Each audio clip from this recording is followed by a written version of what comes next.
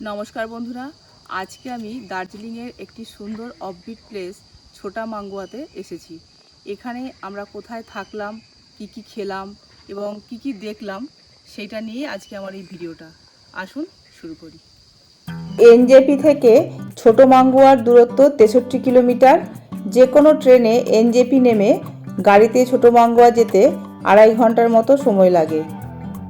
Homestay থেকেই গাড়ি পাঠিয়ে দিয়েছিল আমাদের জন্য। ড্রাইভারের ফোন নাম্বারটা আমি ডেসক্রিপশন বক্সে দিয়ে দেবো।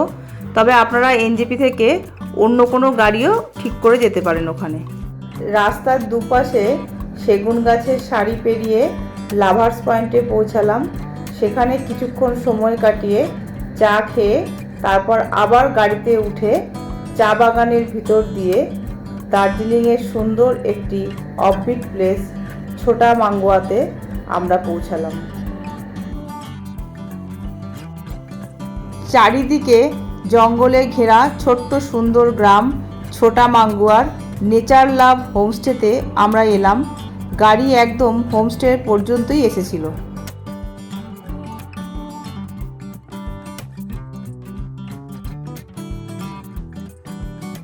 এবারে হোমস্টের ভিতরটা কীরকম সেটা আপনাদের দেখাবো। ঘর এবং বাথরুম বেশ বড় ছিল এবং সাজানো গোছানো পরিষ্কার ছিল। এই হোমস্টেতে পার ডে একজনের থাকা খাওয়া 1200 টাকা করে।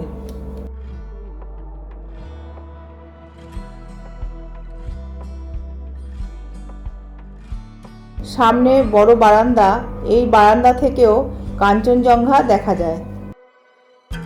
এই হোমস্টেতে টোটাল 6টা রুম আছে।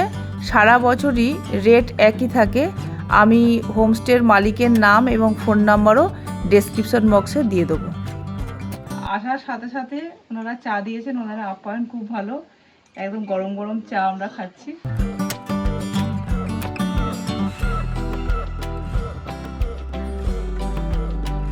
চা খেয়ে ফ্রেশ হয়ে আমরা হোমস্টের চারদিকটা ঘুরে দেখলাম।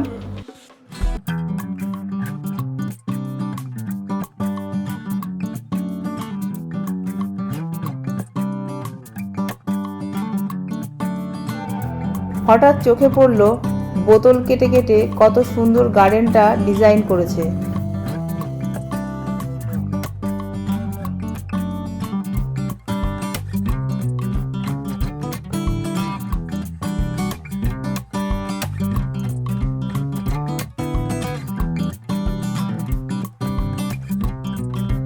এখান থেকে ভিউটাও দেখুন কত সুন্দর লাগছে। এই জায়গা থেকেই কাঞ্চনজঙ্ঘা দেখা যায়। আমাদের ব্যাড লাক, আকাশ মেঘলা থাকায় আমরা দেখতে পাইনি। তবে সেপ্টেম্বর মাস থেকে আকাশ ক্লিয়ার হয়, সেই সময় আসলে অবশ্যই দেখতে পাবেন। সন্ধ্যাবেলায় ওনাদের নিজেদের হাতে বানানো 2 রকমের চাটনির সাথে গরম গরম মোমো আমাদের সার্ভ করলো। দুর্দান্ত টেস্ট ছিল, না খেলে বুঝতেই পারবেন না। এছাড়াও ওনাদের আতিথেয়তাও কখনো ভোলার নয়। রাত 9টার সময় কাঁসারের থালায় ভাত, রুটি, ডাল, আলু ভাজা, চিকেন, সাথে পেঁয়াজ লঙ্কা দিয়ে আমাদের ডিনার সারলাম। রাত্রিবেলা দূরের পাহাড়ে লাইট জ্বলতেই দেখুন তারার মতো জ্বলজ্বল করছে চারদিকের পাহাড়। সকালবেলায় গুড মর্নিং করতে চলে এসেছে এই ছোট্ট পশুটি। হোমস্টের মালিক আমাদের হোমস্টের সাথেই তার কমলালেবুর বাগান আর অ্যাভোকাডোর বাগান দেখাতে নিয়ে গেলেন। এখন কমলালেবুগুলো মটরশুঁটির মতো। ডিসেম্বরের শেষে অথবা জানুয়ারির প্রথমে আসলে পুরো বাগান কমলা হয়ে যায়। ওনারা সেই সময় সকল গেস্টদেরকে কমলালেবু গিফট করেন।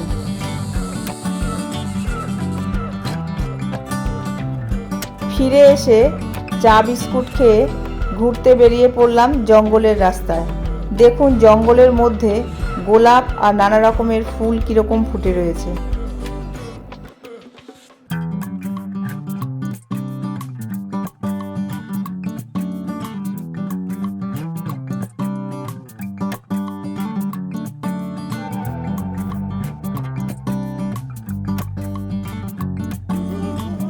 আশপাশের গ্রামটা ঘুরে এসে আমরা ব্রেকফাস্ট করে নিলাম।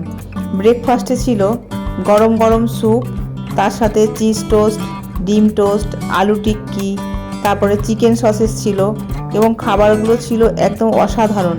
আলু টিক্কিটা দেখুন কত সফট। সব শেষে স্পঞ্জ রসগোল্লা, যা বাঙালিদের জিভে জল এনে দেয়। এরপরেই আমরা স্নান করে রেডি হয়ে লাঞ্চ করলাম। লাঞ্চে ছিল mixed rice, veg mayonnaise salad আর ফিশ কালিয়া। খাবারগুলো ছিল দুর্দান্ত।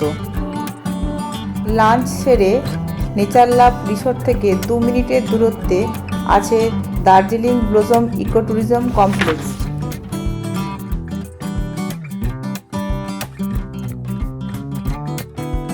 এই কমপ্লেক্সটা দারুণ সুন্দর, গাছপালায় সাজানো। কটেজগুলো দেখুন খুব সুন্দর। আপনারা এখানেও থাকতে পারেন, তবে এখান থেকে কাঞ্চনজঙ্ঘা ভালোভাবে দেখা যায় না।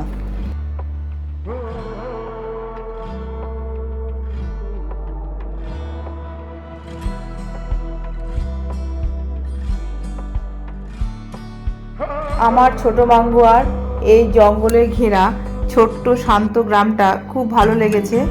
আপনারাও এখানে 2-1 দিনের জন্য এসে প্রকৃতিকে উপভোগ করুন, আশা করি ভালোই লাগবে।